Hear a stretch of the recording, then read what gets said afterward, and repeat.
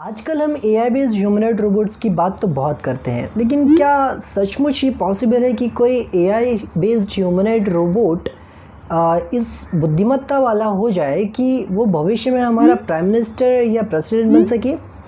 तो आइए इस वीडियो में हम इसी बात पर चर्चा करेंगे कि कैसे कोई एआई बेस्ड ह्यूमनॉइड रोबोट उस लेवल तक पहुंच सकता है कि वो हमारा प्राइम मिनिस्टर या प्रेसिडेंट बन सके। तो लेट्स स्टार्ट। तो सबसे पहले बात करते हैं कि कॉन्शियसनेस क्या है। तो कॉन्शियसनेस को हम हिंदी में चेतना कहते हैं, पर अगर वैज्ञानिक दृष्टिकोण से हम इसका उत्तर खोजें कि कॉन्शियसनेस क्या है और ये कैसे इवॉल्व हुआ है, तो देखिए वैज्ञानिकों के पास इसके बारे में कोई गहन जानकारी नहीं है कि कॉन्शियसनेस कैसे इवॉल्व हुई।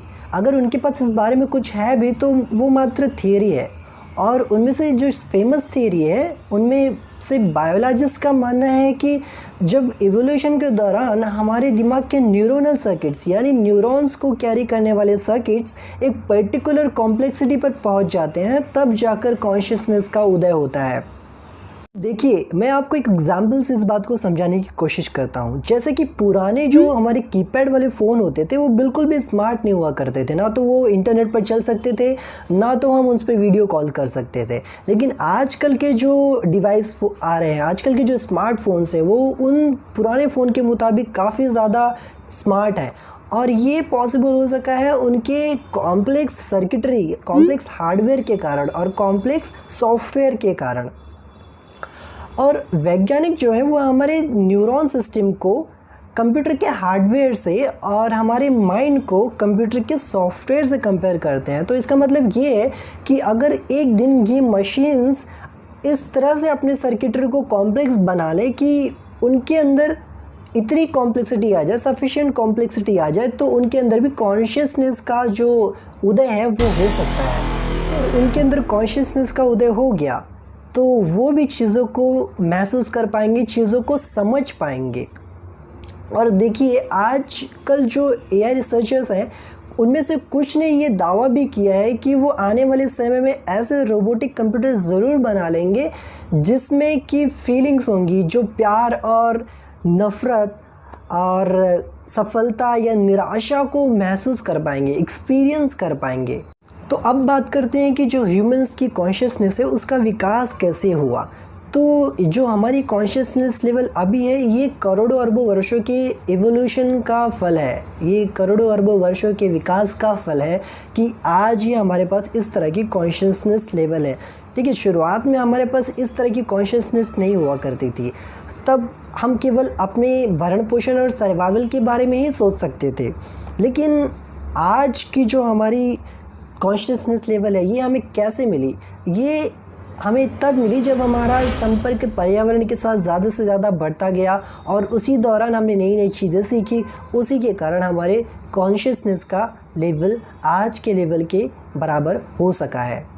एक रिसेंट वर्क जिसे कहते हैं न्यू आर्टिफिशियल इंटेलिजेंस, उसमें वैज्ञानिकों ने ये प्रूव किया है कि कैसे छोटे छोटे रोबोट्स का एक ग्रुप अपने आप को ऑर्गेनाइज कर सकता है, और वो इस बात का उदाहरण के तौर पर निर्णय ले सकता है कि जो नए रोबोट उनके ग्रुप में शामिल होने वाले हैं वो उनके फंक्शन को बेटर परफॉर्म करने में मदद करेंगे या नहीं करेंगे। अगर वो नए रोबोट्स उन पुराने रोबोट्स को उनका फंक्शन परफॉर्म करने में बेटर परफॉर्म करने में मदद करते हैं तो वो उन नए रोबोट्स को शामिल कर लेंगे, अन्यथा वो उन रोबोट्स को शामिल नहीं करेंगे।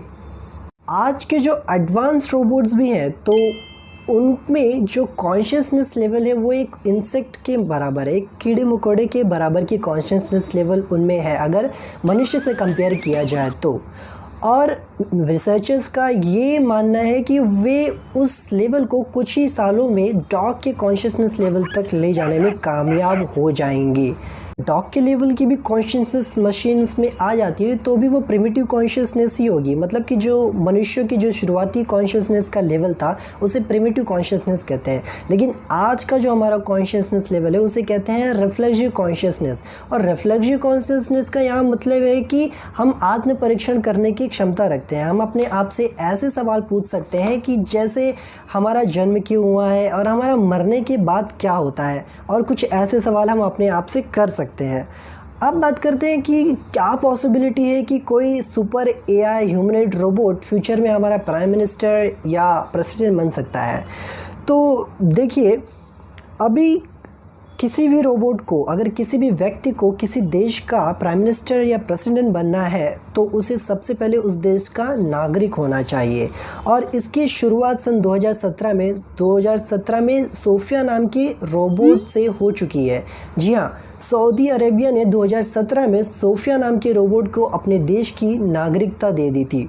और दूसरा उदाहरण है जापान से, जहां एक मेयर के चुनाव में 2 कैंडिडेट्स में से एक रोबोट था। जी हाँ, दूसरा कैंडिडेट जिसका नाम था मस्तूदा, उस व्यक्ति के अवतार के रूप में एक रोबोट ने पार्टिसिपेट किया था उस चुनाव में। हालांकि जीत दूसरे व्यक्ति की हुई जो ट्रेडिशनल कैंडिडेट था, लेकिन फिर भी ये तो बस शुरुआत है। कारण है अभी हाल में ही हुए न्यूजीलैंड के प्राइम मिनिस्टर चुनाव की। सन 2020 में जब न्यूजीलैंड का प्राइम मिनिस्टर चुनाव हो रहा था, तब SAM नाम के चैटबॉट को पेश किया गया था और उस चैटबॉट को नाम दिया गया था AI पॉलिटिशियन। उसे AI पॉलिटिशियन के नाम से पुकारा जाता था। और अभी ये रोबोट्स तो हमारे सहायक के रूप में इस्तेमाल किए जा रहे हैं, लेकिन फ्यूचर में हो सकता है कि ये रोबोट्स खुद चुनाव में शामिल हो, एक super AI independent humanoid robot के रूप में। तो होगा ना अमेजिंग अगर ऐसे रोबोट्स हमारे प्राइम मिनिस्टर या पॉलिटिशियन बन जाए। तो आपकी राय मुझे कमेंट सेक्शन में ज़रूर बताइएगा कि आप ऐसे प्राइम मिनिस्टर या प्रेसिडेंट को चाहते हैं या नहीं चाहते हैं, आपकी क्या सोच है। और हाँ, जाते जाते मेरे चैनल को सब्सक्राइब ज़रूर करते जाइएगा, क्योंकि इस चैनल से जो मेरी इनकम होगी उसका 20% मैं गरीब बच्चों और जो अनाथ बच्चे हैं उनकी मदद करने के लिए मैं डोनेट करने वाला हूँ। तो help me and help them. Thank you so much.